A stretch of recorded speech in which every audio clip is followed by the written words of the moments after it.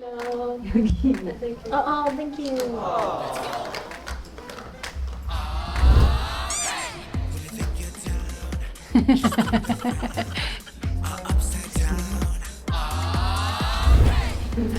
Na kami ng pinag.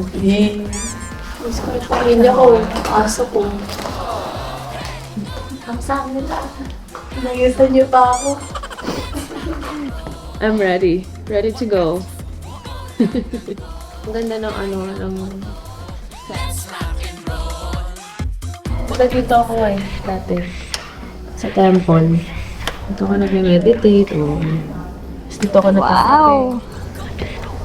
Tapos tamay lang ko dito. Ang ganda ng sunrise. Ang ganda.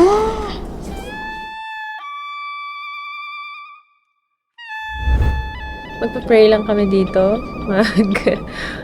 I-workout namin yung mga characteristics namin para ma-improve pa.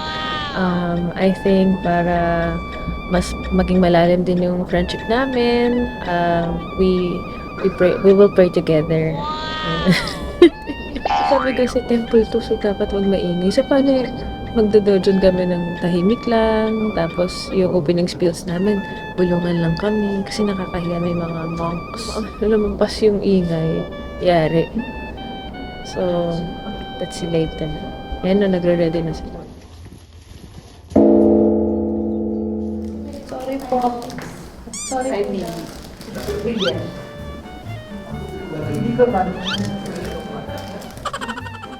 Dito po sa Running Man ay maganda pong hindi na po ito basta laro. Tinuturuan din po kami dito how to be a professional artist. Nice. Right now we're just inhale, exhale. So first of all we need to proper inhaling because that's what what we do. And then Supportan kita. Alien. Supportan kita. and I said, Hey, this is temple, so we should quiet, bro. Overnight daw tayo dito Temple. Lamig. Ha? Temple food. Foods. Ano ba mga pagkain sa temple? Hindi ko alam gusto ko kainin Sprouts with kimchi. Mga post na malaki. Tapos may maple syrup. It's okay, go. That's professional. Ano ba? Kina-plot ko rin yung sa akin.